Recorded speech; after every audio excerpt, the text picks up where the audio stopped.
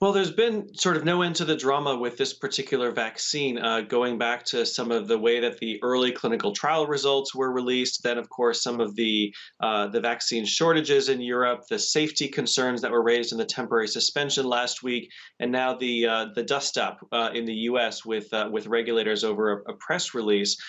So it's unfortunate for sure. The bottom line here, actually, as it turns out, this is a very effective, very safe vaccine and an incredibly important one because it's the one vaccine that's being sold at no profit. And because of its manufacturing capabilities and the fact that it only requires fridge storage, is really the one that's going to make the biggest dent around the world in combating the pandemic. That said, I have real concerns that all of these PR issues, if you want to call them that, have damaged confidence in the vaccine, and that may reduce uptake.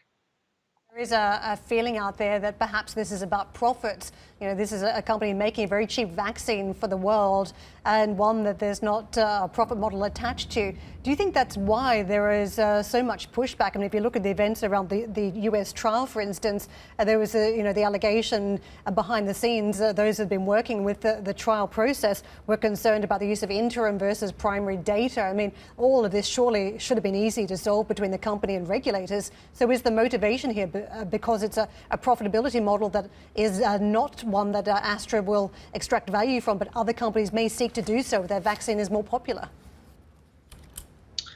Well, I hope not. I mean, there's certainly no reason to suggest that because AstraZeneca made, I think a very responsible decision to sell this vaccine at no profit, that would somehow affect their ability to conduct clinical trials by any stretch. It's unfortunate, I think, the dust up earlier this week, and I think these are the consequences of science being conducted by press release and out of the front pages of newspapers, and us breathlessly covering everything because it's all moving so quickly. So these have been really unfortunate incidents. That said, once again, we are incredibly fortunate to have this and several other vaccines that are so effective and safe developed in record time. And everybody out there who has an opportunity to take any of these vaccines should do so without hesitation. Peter, would you apply that analysis to the US body then that raised concerns about the trial data? I mean, surely these people know how you cooperate with a drug company. I think we've all been a bit surprised that they were so quick to come out and perhaps throw shade, I think young people now say, on the results of the studies.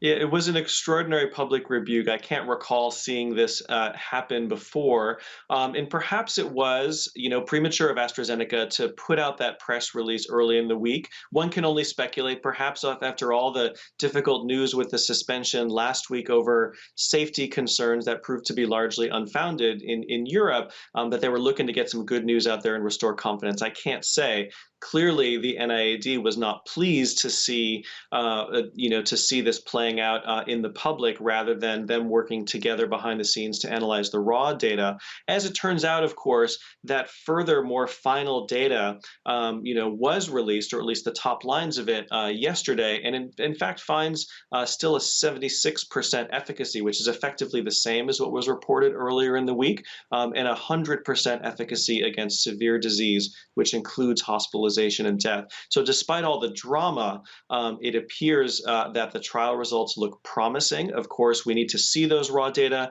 We need the NIAID and the FDA to do their due diligence. I hope this will lead to an emergency use authorization by the FDA. Even if the US doesn't ultimately need those AstraZeneca doses, somebody else will. But an FDA seal of approval would go a long way to restoring trust in this vaccine.